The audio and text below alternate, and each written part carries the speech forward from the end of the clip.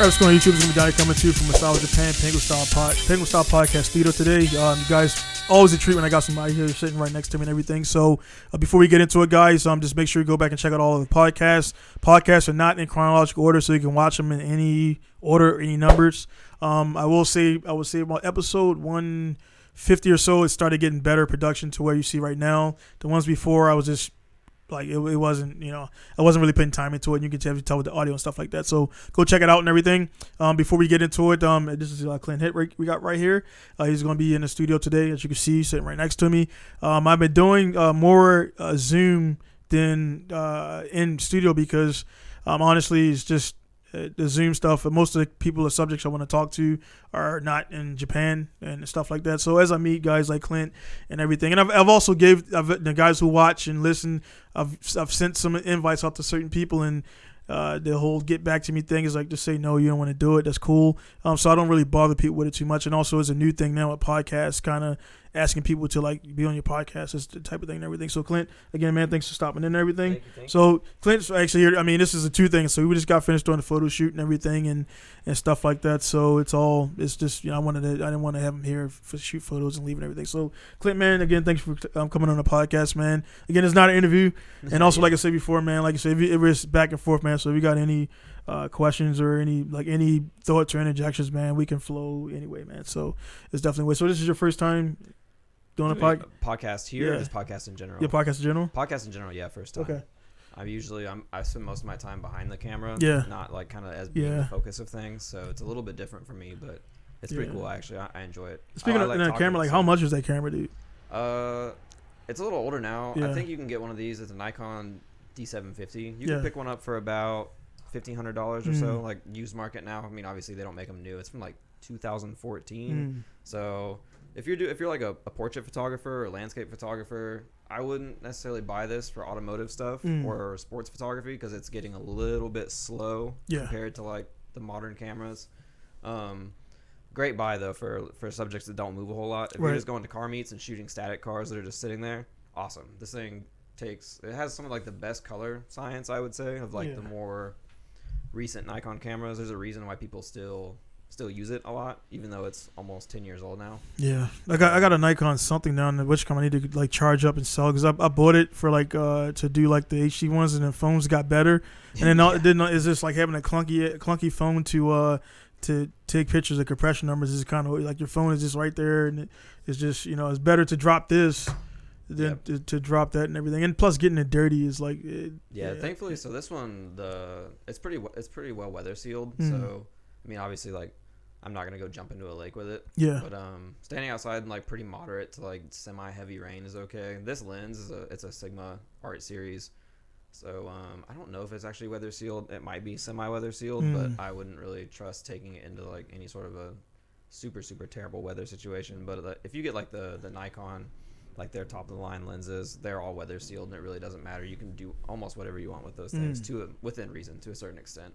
Cool. But yeah, I'm looking to upgrade it before too long. I'll probably switch this for maybe a Nikon D500, something a little more action sports related, something with a higher frame rate, and then get something completely different for a video rig. So I'm trying to do more video. If you guys look at my Instagram, it's kind of good segue. So here we go. Right here is we just joking offline about how to spell it. So it's photography. So it's a combination of photography and toge mixed up and everything. So you can go on Clint just drop in Clint like Clint Eastwood, Hitt, Hitt.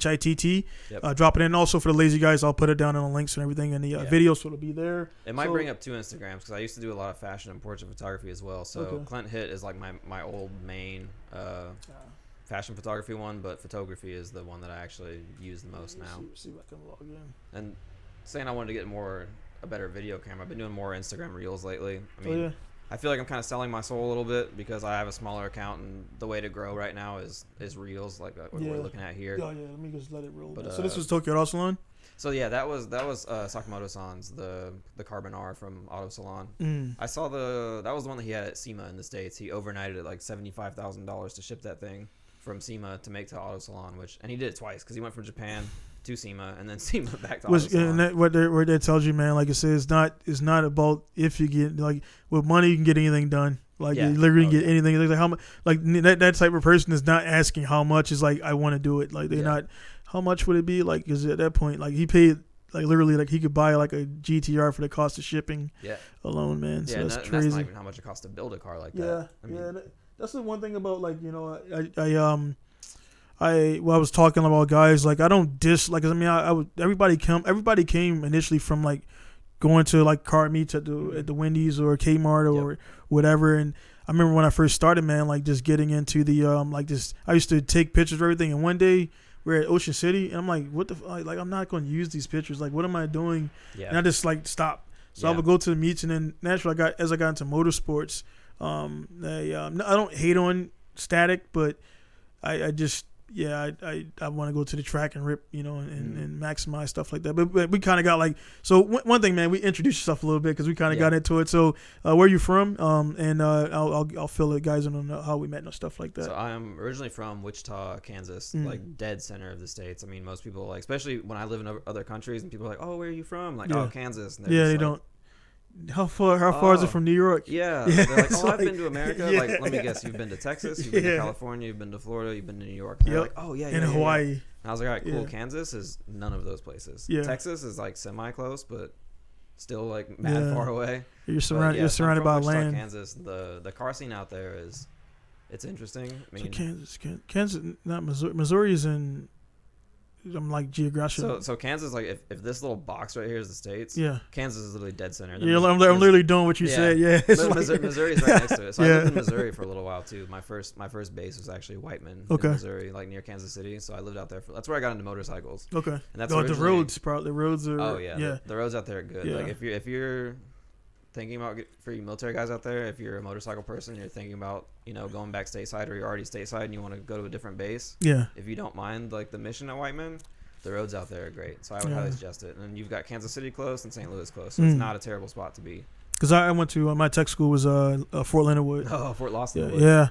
But I was in when you first go to the gate, I'm like, what the fuck is this, man? Yeah. Like what is this? And then like after it takes you about a week to get climatized. If you would say like to like the distance between the chow hall to the where we would do PT at and stuff like that, and then our school we took a bus to our actual school away from the dorms, and then the BX was about a good 10-minute walk from the dorms.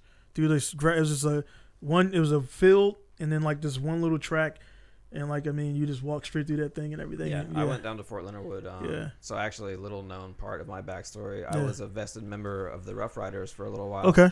And they had a chapter down there at Fort Leonard Wood, and I went down there for a couple events and whatnot, and I was like, "Oh man, this place is I don't want to live here. Yeah, I'm gonna go back to where I'm at, and so I'm gonna stay there." And the PT was like for people who I don't care about distance running, man, but we ran 5 miles or more every morning. Like it was just this one square, and we just run, and just like it sucked a little bit, and then you just realize like you're just running this every morning, and the morning dew is there and everything, and it was. But it actually after about 2 weeks, I started to like it because I'm from Baltimore, Baltimore City, man, and like the hustle and bustle and noise and all that stuff. It was just cool to take at the time with the laptop and go out there, and like the Wi-Fi was in infancy, and that also spawned for me.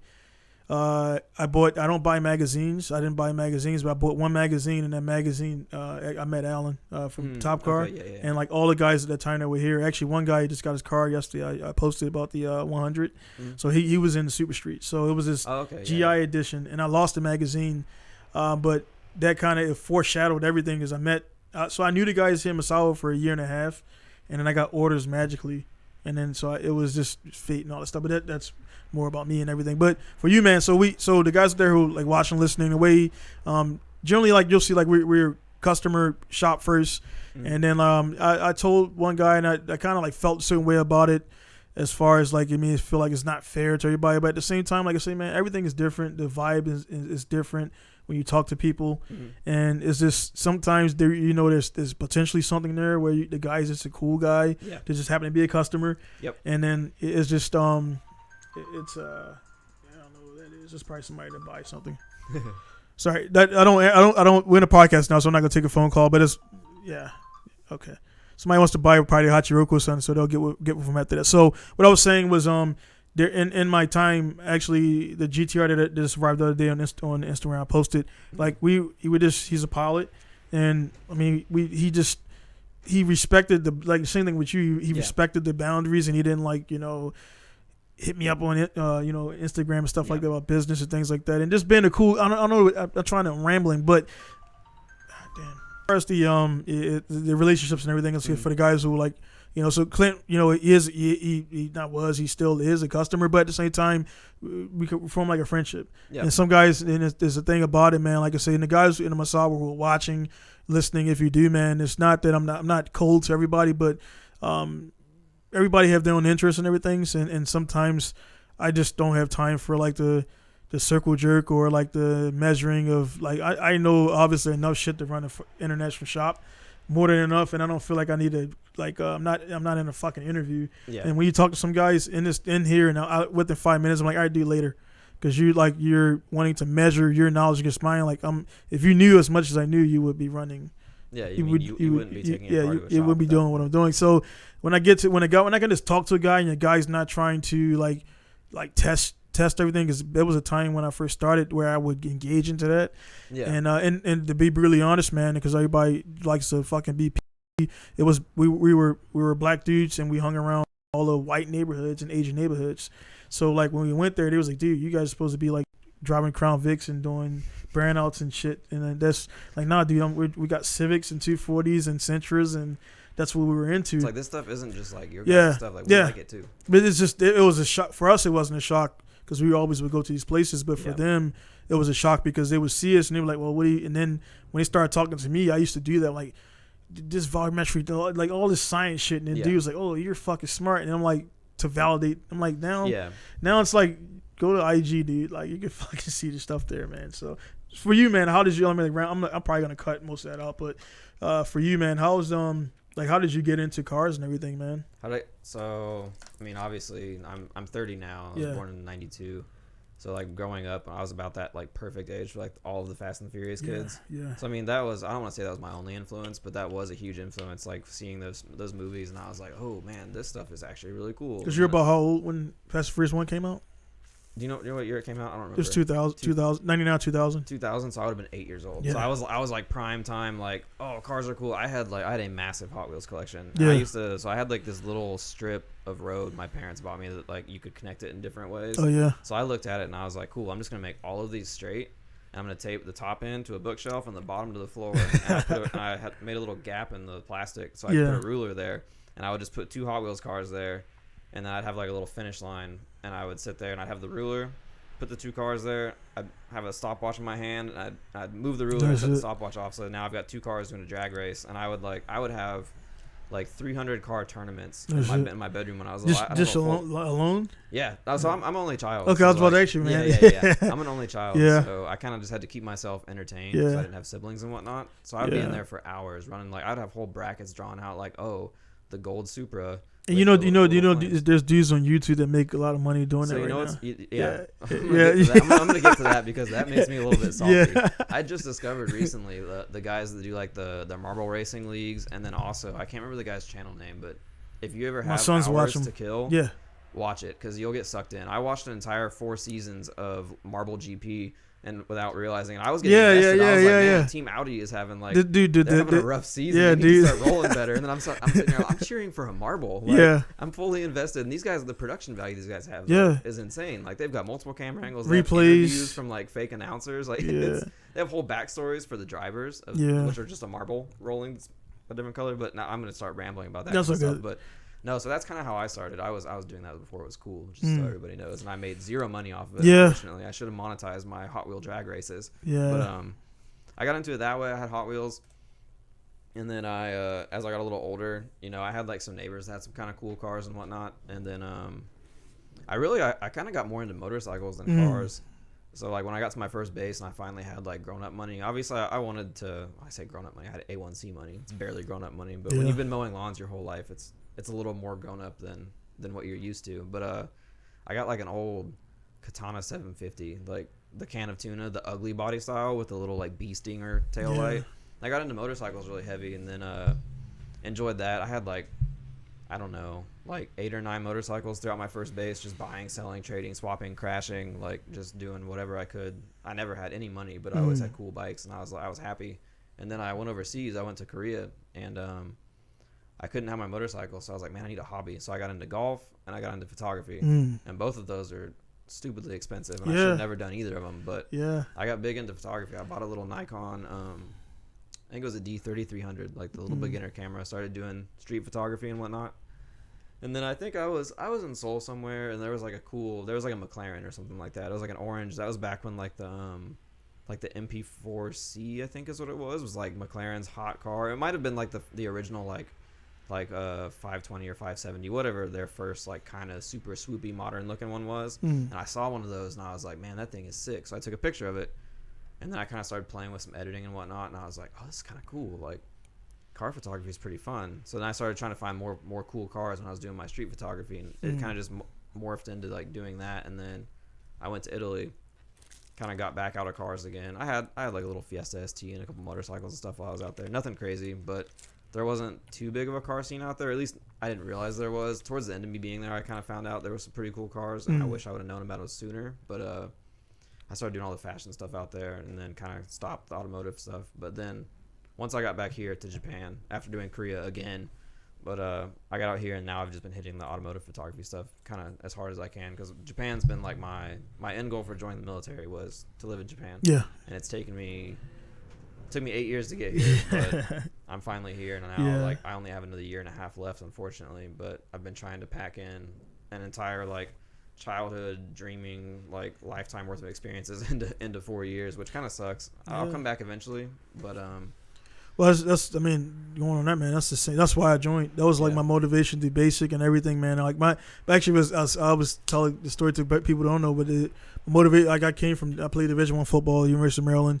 After about 3 years, I dropped out. This college was not. I don't know what happened to me younger, but like I've seen the world for what it was early, and I think some people like around 30 like mid 30s is like they figure out like their path, what they want to do, and all the BS that you filter everything out. Yep. So for me, it was I was doing cars and stuff like well before that, and I like I said, I got out.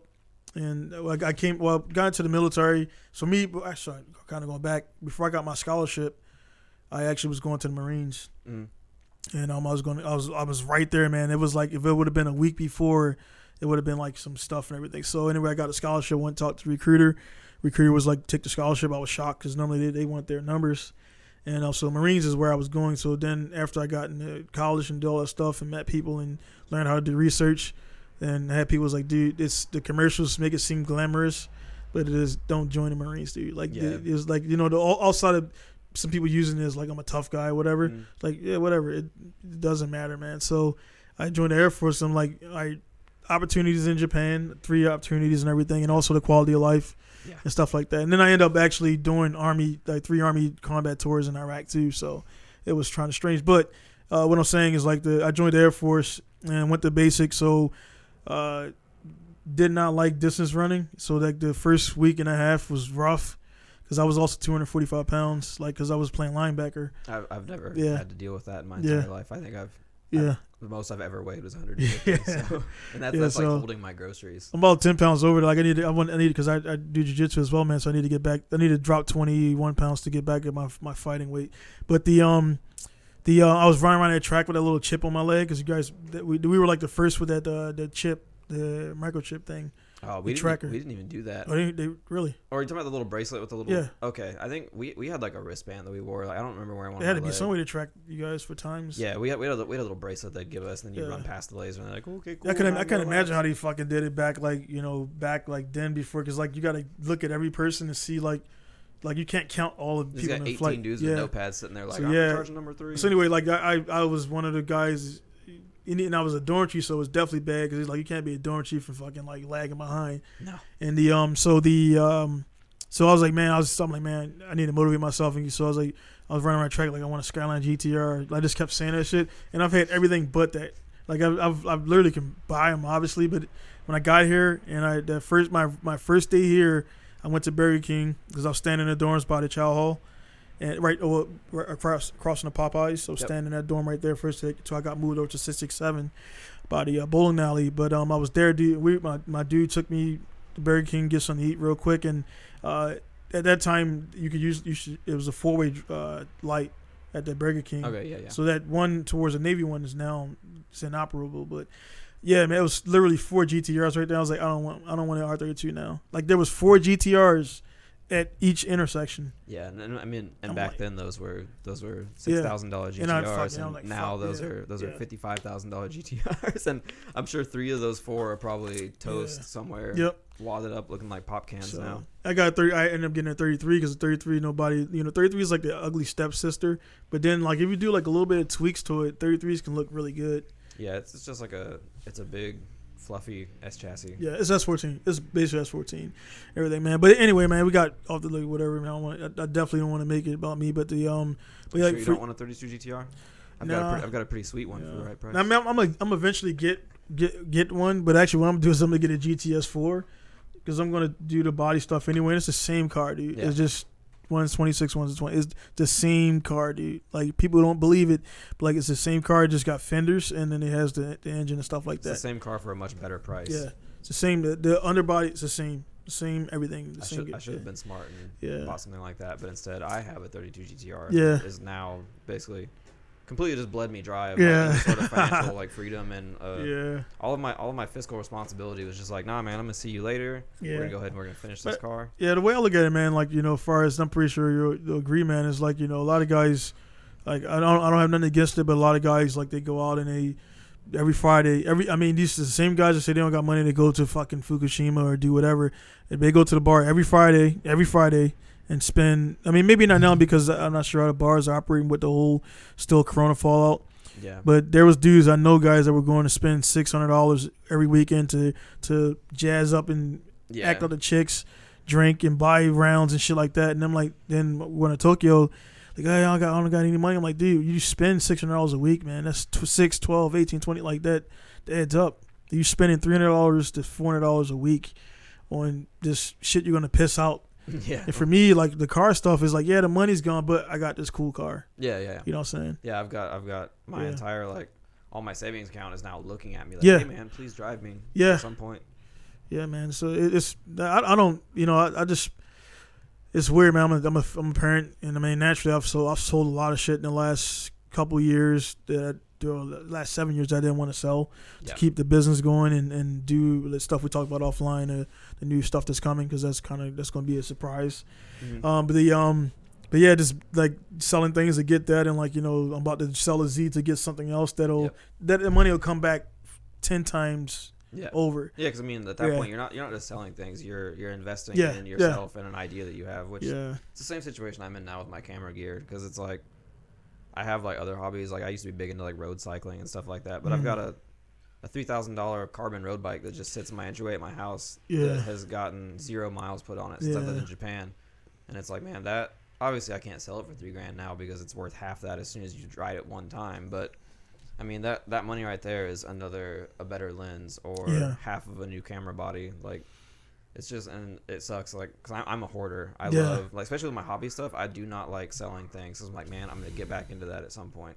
And then it'll just sit there forever. Yeah. And I'll look at it and I'll be like, I'll take it for like one ride, be like, man, I missed this. And then it sits there again for like 8 more months. Yeah. When I need to just get rid of it and then put that money into something like my photography and videography that actually can be a viable career at some point and actually start bringing me money instead of just taking my money. Yeah. Because like the ultimate goal for me is obviously make my hobby into more of like, I don't want to say a job because it makes it sound boring and like depressing, but I want to make it into something that can sustain me to where I can actually do that day in and day out. Right. The military is great, but I can't think of a single day where I've woke up and been like, man, I cannot wait to go inventory this toolbox at work. Yeah. But I have had multiple days where I wake up and I have a photo shoot plan. I'm like, man, I can't wait to go take these pictures. Yeah. So if I can get those two things, even today, because dude, it was white. This morning was straight white out. Oh, it was like, terrible. It was white out, and I was like, I didn't. And I actually, I kind of like pride myself. I like hard situations. Like a lot of people shy away from like anything that's difficult.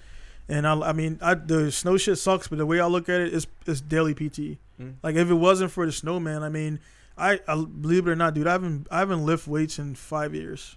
I haven't picked up a weight. I mean, because I used to be like really like I actually want to get a little bit back there because my sons are growing up and everything, and I just want to drop like 20 pounds. That'll put me back in my like prime athletic. Yeah. That's what I played and everything at. Mhm. So that weight is I'm used to it. So I can feel it. I can feel the 20 pounds over, and it's more so in the mid side thing. But the moving the snow like that, like people don't realize, man.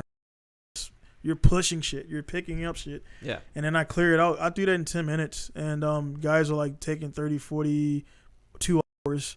So it's like, to me, I'm like, why is it so hard for you? And I realize like I'm actually an athlete and doing all that stuff. And I guess you get used to what I'm saying, like with that stuff, man, was I was like, that's why I messaged you, because I was like, I didn't know if like, if you want to come out, but then like you just mentioned right there, like you want to go, even though I mean it wasn't like a glamorous photo shoot. Would I want to go to work this morning? Yeah. No, it'd be terrible. I mean, I would go because obviously I can't go to jail and I need money. But would I want to? No. Would I go and do something like this on a terrible day? Of course. I mean, I love driving in the snow. Though, but look too. at got a Subaru and do a little bit of like shenanigans on my way here. Yeah. Obviously legally. But I mean, look at like your Tokyo stuff you just shot in Mobara. We're looking in the background. Look like you're down in like Iraq or something like that. That one was in Akihabara, and that was just a random rocket bunny 86 that rolled by, and I was like, oh, that's pretty sick. So I was actually doing like, I was trying to do like a little cinematic, just like out walking around the neighborhood. Hey, like honestly, what I just scroll through, like just fucking mash them all together. Like it's just like, I mean, it's like because that's like, and the thing about it now, like we talked about it. Actually, we us talking about it. Like I'm not sure if you seen my analytics. Like I've been doing 2 shorts a day. Mm-hmm. Like I gained 30 subscribers, and like just off of shorts, dude. Yeah. So I've been. And my channel's been like fucking like this. Yep. Yeah. That's the same boat I found myself in. Like I love doing the photos, especially the drifting photography and whatnot. Yeah. And, like I think that's probably my favorite. But like stuff like this reel takes me, it's quick. Takes me 15 minutes to put that together and edit all together. And this one's actually funny because I had used that same car. I'm letting you guys in on a secret here, letting you know I recycle my content, unfortunately. Oh, yeah. But that same car, I did a whole reel of that one and then the matching blue one that guy had. He had 2 pretty much identical cars, and I did a reel of those 2 cars, posted it. That thing got like, I think 350 views and like maybe 100 and some likes. And I was like, okay, well that kind of sucks. I found a more trendy song came up a few weeks later, and I was like, oh, that song would work pretty well with this car. So I re-edited it to focus on the gray one. I threw in a couple little panning shots, a little roll-by shot there, and then like one of it that I didn't realize I had this video actually of it coming around the corner. Threw that together, and now that's like one of my most liked reels. I mean, obviously that one you can see has 1,024 likes, and it got like almost 7,000 views compared to almost the exact same video with a less trendy song. Dude, it's crazy how like one tweak, and for me, I was kind of talking. There's some other. I'm not like a music creator that like doesn't like. Naturally I got into music by I was motivated like Wu-Tang and Nas and all that stuff. And then the biggest thing too, like another whole. I really, one thing that kind of, we could definitely go off the beaten path, man. One thing that kind of ticks me off is people like, assuming that you're from Kansas, like, oh man, so you're into like Tim McGraw and all those guys, and this is just assuming because you're from Kansas. I will jump out the second window. See, I mean, like case proven. Yeah. Like people will assume like, oh, you must have Garth Brooks, or like, even though he's not anything, people just assume because you're from a certain area. Me. I could assume by default because I was in that environment, like a lot of hip hop and R&B and stuff like that. But when I got of age and start, finding music, like I had more rock and more other shit and EDM and everything else on my back then, my like hard drive and CDs. But that actually leads into my music because I make hip hop based music, but I use electronica, I use dubstep because it sounds that nobody hear.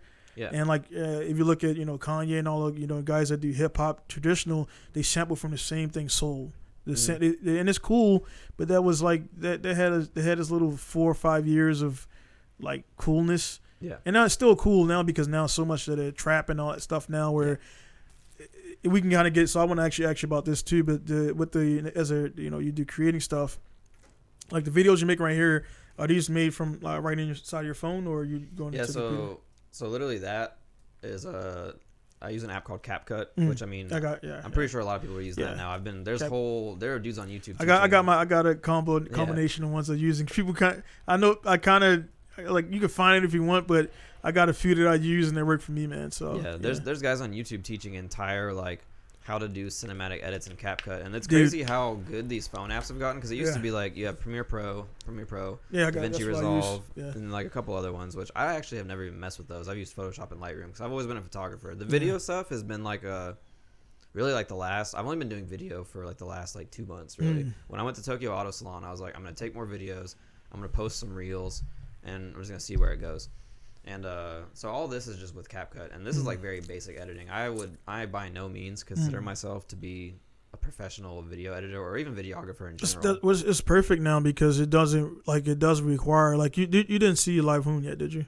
I haven't seen it yet. No. Yeah, that's it. Well, yeah, I think. I definitely want to talk about that, but yeah, I thought I sent you the information on it, but we'll get you to see it. But the thing about we were just talking about that, has been a thing, man. I attach myself to it because the director's a cool guy and actually marketing, so it works two ways. I market the movie to the English speaking guys, and like he's like I'm friends with a director. Yeah, like it's like, you know what I mean. It's it's not like, exactly just like a casual. Yeah, I know. He's been here multiple times. We come here like, and we don't, he brought his son here who's studying in Boston. His son's like kind of way Americanized, but it's kind of shocking. His dad speaks no English, and he's like this over English. He's like, what's up, man? Yeah, it was like he's a straight up American. Well, he's acting like who do you think Americans should act like, and it was kind of weird. And I was like, cool. But anyway, yeah, man, I having a director in my pocket now and all stuff like that, and like I was talking to him, and he was saying like the same thing. Like, I mean, I only use this for like if it's like something like heavily layered, and the thing is like now I'm doing everything from here. Like I mean, you can layer stuff and do the whole image. You could do green screen now. So it's like the one I did. Not sure if you've seen the one I put on WitchCon when I was talking. I had the Subaru behind me. I think yeah. So I was just the Subaru doing the little So I went on a thing. I was like, how do you do that? I just went like 5 minutes. I learned it, and I just stood right there. So I was actually standing right there in the cold, so you can see when I did the Kappa screen for mine, or the green screen, like in front of my face, the actual snowflakes. Yep. And then behind it, actually, when I done it was like no snow. Yeah. So it's just the technology is good. The only thing now I think is it's and from a music maker, because I mean I make music, and I don't say, hey man, listen to this. I stopped doing that a long time ago. I just play it in the background or whatever, and guys will just like be listening. Oh, what's this playing? I'm like, that's my music. Yeah. And that's the best way to do it, because if they ask what it is, it's good music, and it's not like they're not saying it's good because they're buddies with you. Yeah, you're getting like kind of a low key free critique. Yeah. Asking for it. Yeah. So with this stuff, man, it's like I know I'm good at making music. The thing with this now, there's like their SoundCloud and all this stuff is oversaturated because the apps are easier. And back then, when I started with Premiere, I spent like $500 for like the program, and I mean I just spent $280 for a lifetime one with a discount, and even for the XSplit, I was buying a month, and I was like, dude, I use this a bunch, so I just bought a lifetime one because it unlocks everything. It has all these gadgets, and you can literally run a newscast from this software. Yeah. I can actually right now, if I wanted to, click the one right here, and it'll go instantly online live right now. So I'm not gonna do that, but it's just cool, and it goes to Twitter, Twitch, Twitch, YouTube, Daily Motion, or some other stuff. Yeah. But it's integrated, man. Like, it's already linked to all my accounts. I can literally press go and stream.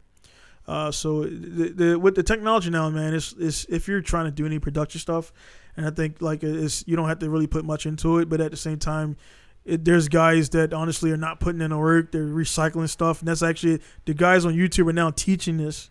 Yeah. To say like you can make money just by how to make money with a Faceless YouTube channel, and then you basically it's like you take like a cool clip from like an anime, and then you take it, you crop it a little bit to get rid of like copyright infringement stuff, and then you just slap some music on it, and it's like did you just kind of like teach someone how to steal content?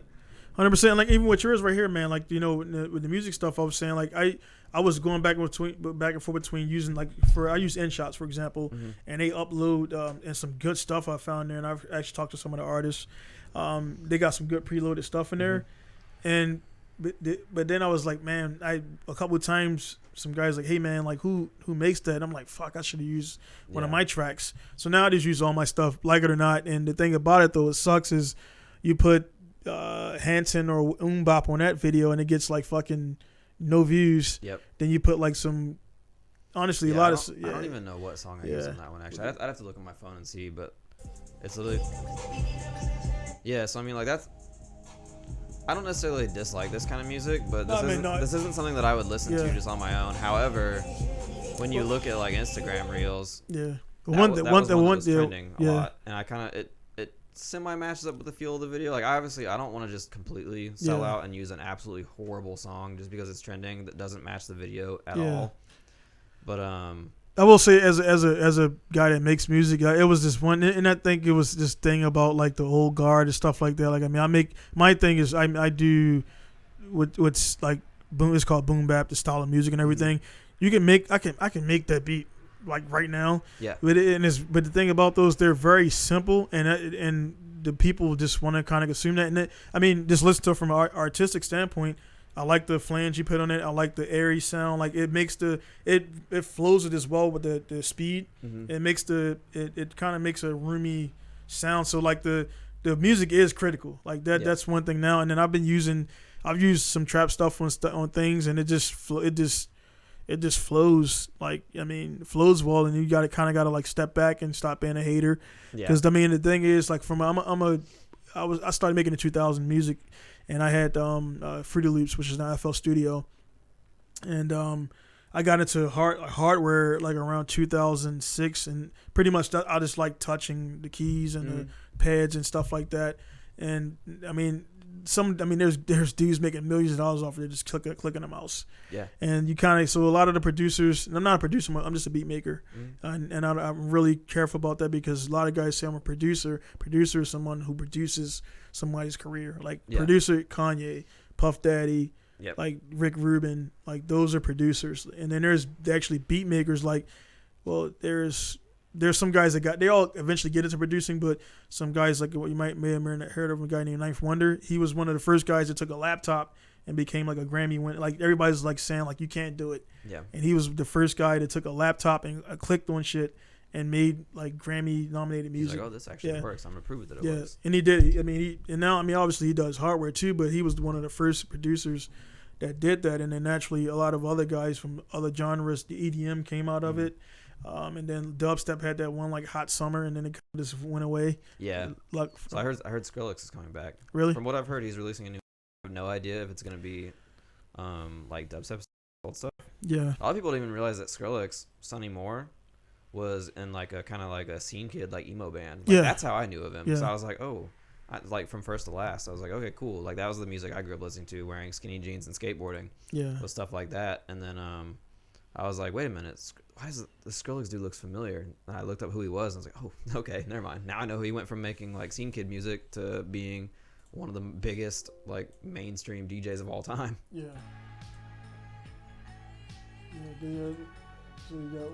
Just literally a super simple panning shot. And honestly, I feel bad even making these kind of videos, but living up here in snowy northern Japan, it is so hard to make content consistently. And I'm trying to post every single day, which is kind of feasible, but honestly not really if I don't want to recycle stuff. But like, so I'm kind of it's just me going through my camera roll, because obviously I don't want to post this much auto salon content, because obviously it just looks boring after a while. Well, the thing about the way I look at it, man, is the everybody likes different cars. So literally, like when you do like the Z right there and everything, and that's like the hot topic right now, Mo2 R35. I mean, we all know what these cars are, but like some guys literally like you can.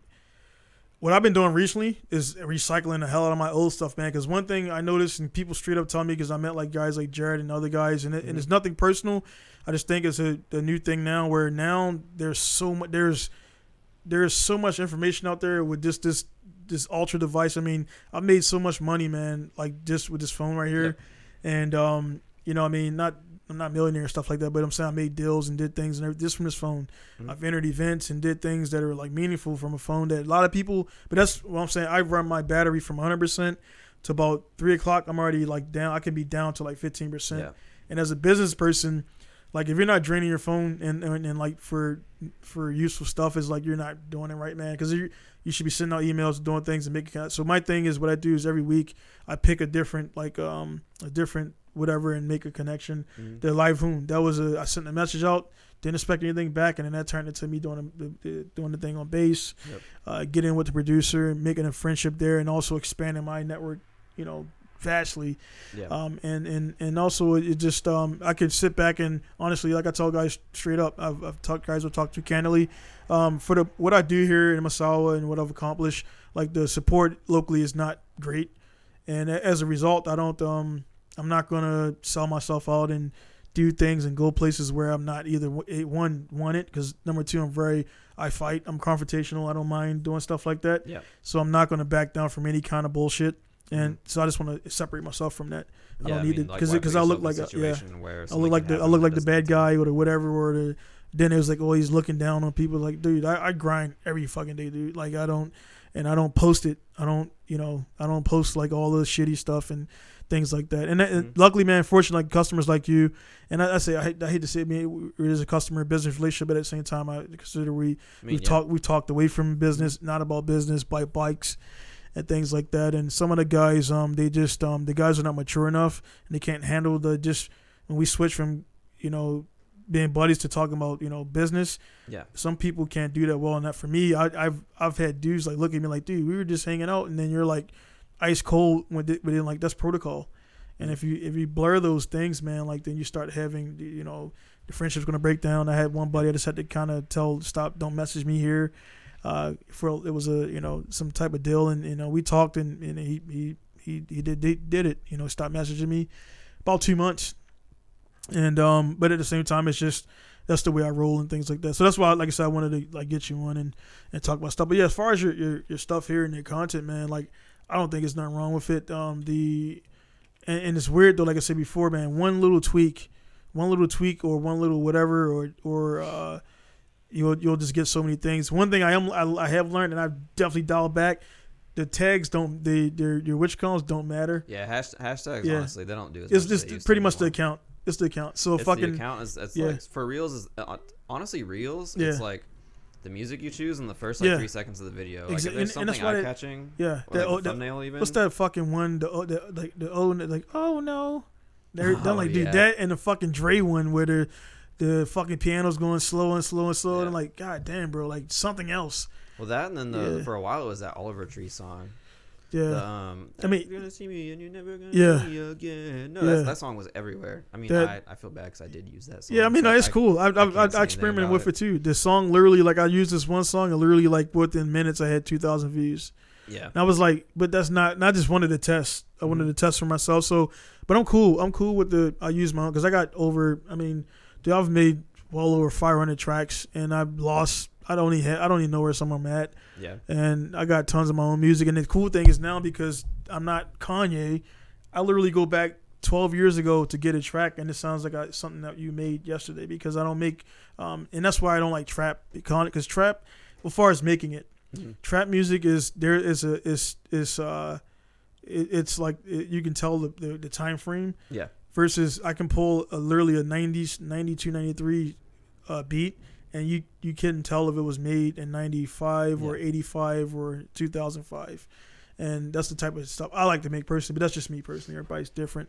But yeah, man, as far as that stuff, man, it's just weird how the thing works. And honestly, it sounds shitty, but you just got to kind of keep, and I'm not a guru by any means, but I definitely know what's going on. You just got to kind of keep just lobbing them out there. And that's pretty much what my plan is. I'm just trying to be consistent and just post daily. So I mean, like this one's I think this is all it's all FDs. Exactly. So you're already doing it. Was all Z's. Yeah. And I've done like a few, like I think there are a couple of videos where it's all 34s and stuff like that. Because I kind of just started to like figure out people like it's funny too, because like certain cars do better than others. Yeah. If I post a video of like any sort of a skyline, people love skylines. Yeah. Like it's the internet loves skylines. Yeah. So if I post like anything with a 34 or 32, they do really well. FDs don't get as much love. One thing that I thought is funny though, people hate supercars.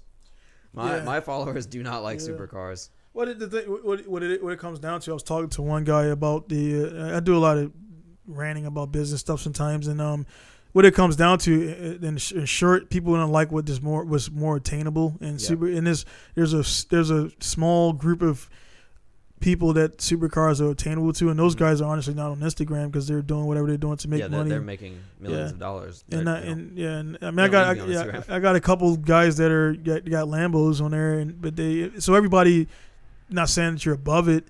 It's just, I mean, like I tell guys in a nutshell too, you know, if I wanted to have, like, I mean, if I stopped and added up everything I've done collectively, I mean, I'm pretty sure you're the same. We could definitely afford we could have bought one, but we didn't have the 100K at one time. Yeah. So that's what it comes down to. The only people who got those cars, they have the 100, 200, 300K at one time.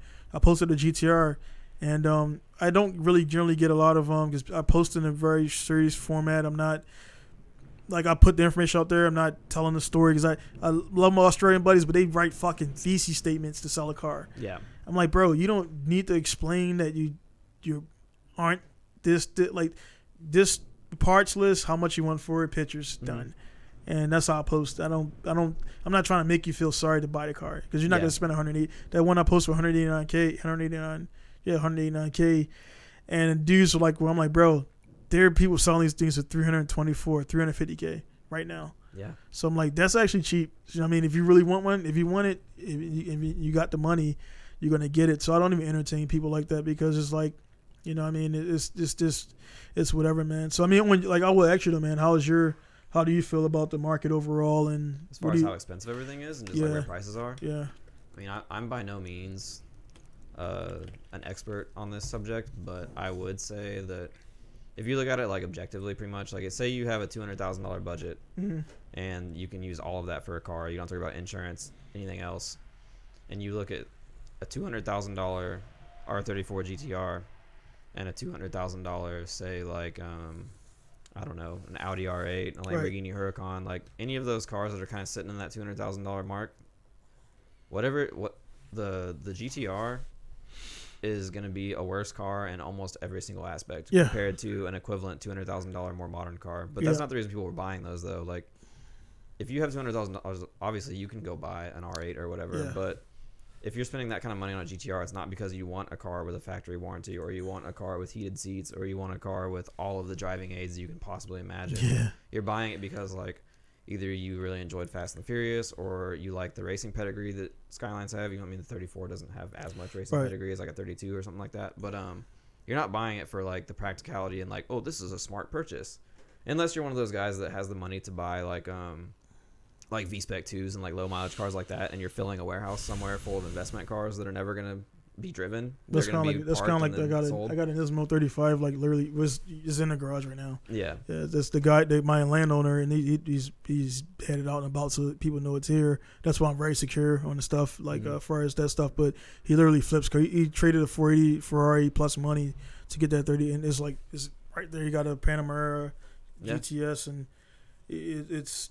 You know what I mean? But that he's older. He's like 70s, and like he's playing the flip game on a bigger scale. Yeah, essentially. So and that's what all these 30, like, granted, I don't want to say this because people are gonna flame me. But whatever, man. I would say 90% of the people that are buying 34s right now aren't buying 34s because they want to enjoy like 34. They're buying it because they're like, oh man, this thing. As soon as it's legal in America, it's gonna be worth like 30% more than what I paid for it, which is smart. I mean, like, if that's what you're doing for a job and like that you're selling cars, like, by all means, if you have the money to get into those things, it's a great thing to flip. Until I feel like at some point the market will get kind of saturated. It's gonna when you notice the 25 when the 25-year rules, like the first like because what it is, guys don't want. I have multiple guys in my inbox, they don't want to pay storage.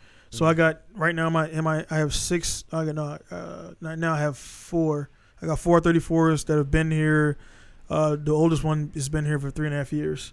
I got the other ones that going on 2 years, and one that's got dropped off and everything is going out. So the 98 will be going out, then the 99s and stuff like that. So just got my guys pulled in, so whatever. But the 34s and stuff like that's going on. So now it's like you kind of missed that bus. You got to kind of get on the other stuff and then go from there. But the market's definitely going to come down. The cool thing about it though, what it does, it allows I like it because it allows me to undercut. So now 15K is now suddenly a good deal. Yeah. So I got, and that's kind of what I do because I'm like I'm definitely getting my money's worth, but at the same time I'm not gonna hold a car hostage or whatever. But there's some, for example, the Hachiroku that's 25K. That's actually worth 25K. Yeah. Like that for everything that's done to that, to the Hachiroku plus the engine work, plus the ECU, the modernization. Like that's 20. That's not a nobody's ever said like, oh man, everybody's like cool. Yeah. Nobody's like, but when you put the 34 I put up, I get all these laughing emojis and things like that. And it's more so from guys who they don't got it or whatever. And it's like, bro, that's actually, believe it or not, if you want to get into one, is the V-Spec. Yeah, I mean it's a 6-figure car. There's no way about it, and it's like a mid to upper 6-figure car. Unfortunately, so look what you said though. That's true though. That's true. So now those guys they're getting it now. They're 34. Because I haven't found myself, man, when I did my first GTR and I snapped out of it quick because the guy was kind of a tool. But when I worked on the first 34 I had here, it was a V-Spec Neuro, whatever the fuck, and it's like that car now. For example, that's what I don't want to bring that up, man. But when I did my Landowners Panamera GTS, like just because it's a Porsche, like I mean I handle every car the same. I don't treat every car, but it's like I felt myself like tiptoeing around it and being very gentle and shit. Yeah, and like this is expensive. Yeah, I had to take out the headlamp pops out in one piece. Then I made sure like when I popped it out, like I had full control. There was no way every little plastic popping noise. You're like, yeah, just taking out the thing. I was like, it was a clip. I had to pull it up. I was like, fuck, man. Like, I didn't want to, like, but then I just did, like, some wiring for him and stuff like that. But, like, when it comes down to it, it's plastic, whatever, stuff like that. But at the same time, I mean, I did feel myself being more delicate. So, the 34, I think those cars, they're getting into that realm now when you pull up to the meet with it. People know that you have money. And that's all it comes down to. It's not just like, damn, that's a cool 34 anymore. It's like, what does that guy do? Yeah. Because it's like if you know what you're looking at, it's the equivalent of pulling up in like a Lambo or a Ferrari. And like you said, that what you mentioned, I don't care about it, and it's not because it's not obtainable. Because again, I'm in a position where I can, if I really wanted to, honestly, man, if I really wanted to, and I wanted to get a divorce and have my kids eat ramen and shit, I could probably have a supercar within like the next year. Yeah. But that would not. That's just not. It's just not. I'm not. There. It's not a. I don't want people. They want to say bullshit. It's not a money thing, man. I'm not into that. Yeah. Like if I see a super CRX next to a Lambo, like the CRX is gonna pique my attention more as a builder and what I like to do. Well, that and it's also you can relate a lot more to a modified CRX than you can to like a Liberty Walk Lamborghini. Yeah. And like that was pretty cool. When I was at Auto Salon, I shot a lot of the Liberty Walk cars, and I kind of got to like. I kind of almost like fake it till you make it type weaseled my way in there and kind of just like shot like the Liberty Walk F40 was obviously like one of the most hyped cars of like this general time frame. Like it won car of the show and whatnot and all that, and it was super cool seeing that thing up close. But I actually liked their Silhouette FD that was parked next to it more than the F40, because the F40 was cool, and like I'd actually never seen an F40 in person. That's one of the supercars that is like it's like I think that F40 F50 is like the most like plastered on the wall. It is. They're I mean they're awesome. They're cool. Gated manual, like no traction control, no driver mods. The sound is ridiculous. Like, everything is fucking amazing with those cars. But I was sitting there looking at it, and I was like, man, this is really cool. But I also, in like even my wildest dreams, couldn't justify ever buying one of those, because I'd have to sell my soul 7 times, my kidneys 4 or 5 times, and everything that I own. And it's just to get one like thing. That's like to get one. So like imagine like if you had the cash expendable at one time, you could buy like roughly. I mean, of like of spec cars, roughly 6 to 7 cars. Yeah. If I wanted to go out and buy, still have money left over. Yeah. If I wanted to go out and buy the new Supra or the new Z with a dealership markup, even if they were selling it at $100,000.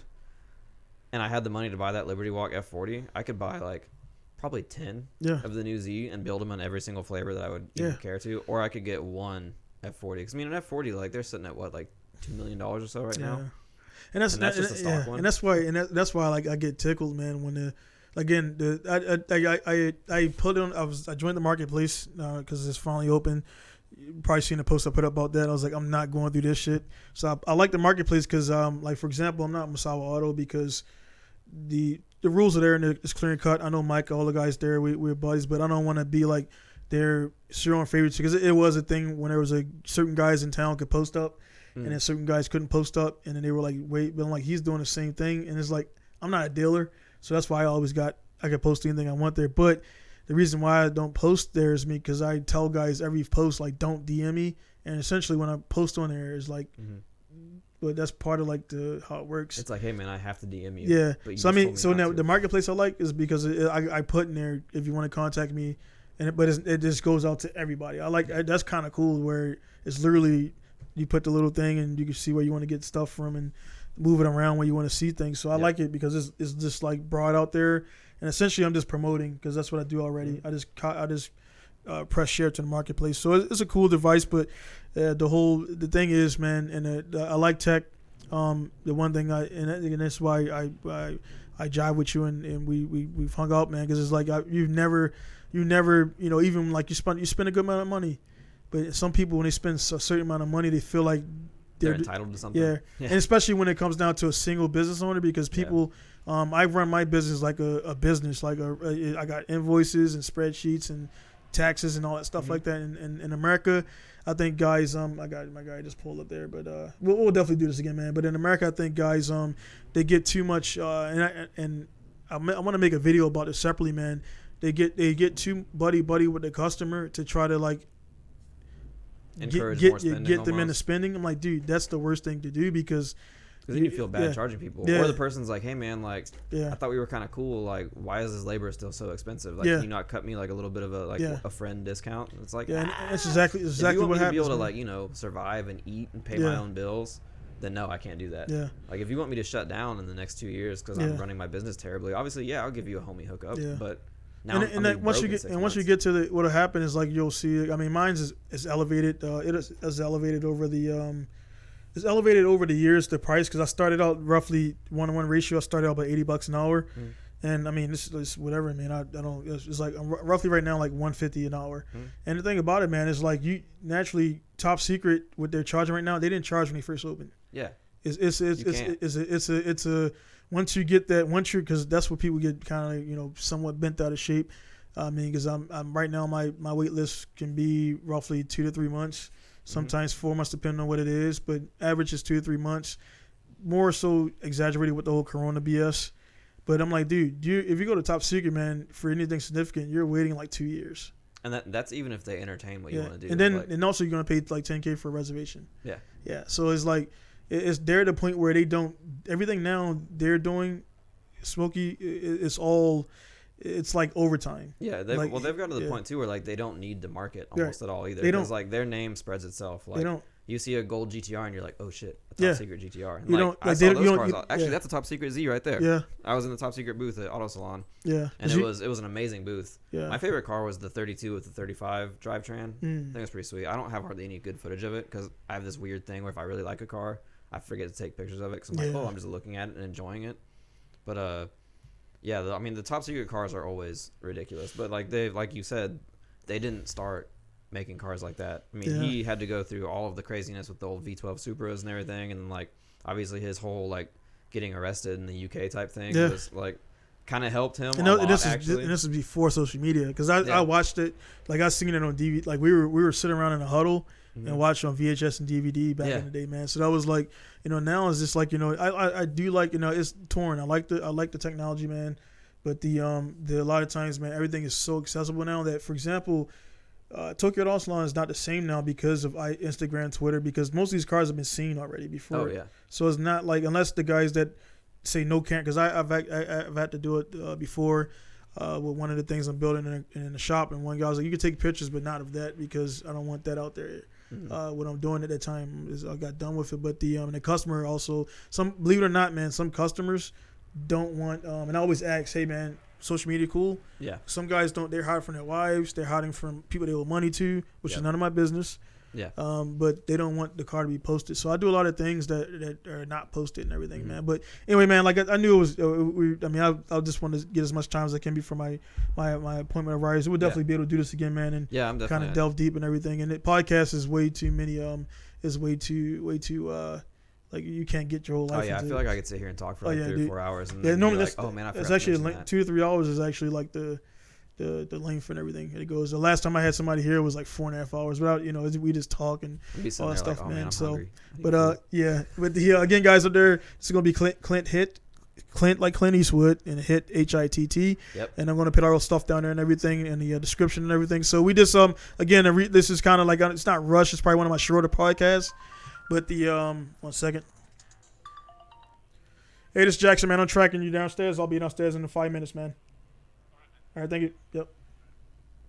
That's why I told him 12, man. That's what I mean. I'm exact on my See, this is what happens when you're a one-man show. Like, Yeah. you gotta do podcasts. Yeah. You gotta do things for magazines. Yeah. You gotta handle customers. Yeah. And I've been watching his little phone right here, and he's Yeah. got like 2 or 3 people pull up just in the middle of this, and he's sitting there looking at it like, oh shit, all right, Yeah. I got a podcast going Yeah. on, but I got downstairs. What am I gonna do? I got kids and family home. Yeah. Dinner tonight. No, and it's all, Then you it guys all, wanna it sit all here flows. and DM this dude and get mad when he doesn't respond. Like, whoa, man. No, why and don't that's you why I entertain don't. me? That's why I don't do the. That's why I said I was like, there's my appointment. Like, I mean, literally, like, I mean, it's 12. Yeah. And everything. So once we get down there, and guys, it's gonna be Clint here from the podcast studio and everything. A little bit rushed because again, he just came here to do photos and everything. But I didn't want him to just do photos and bounce out. I said if he had a little bit more time, I could do a little podcast between my next appointment, which is like downstairs right now, and everything. And he's also a cool guy, so I don't want to make it sound like he's bad. But at the same time, man, it's just the biggest thing is a lot of guys who want to get into business or do things, man. I think one thing about the military that people bitch about it, but the one thing, if you're good in the military, is just promptness and being on time and like your schedules and things like that. When you're ready to attack,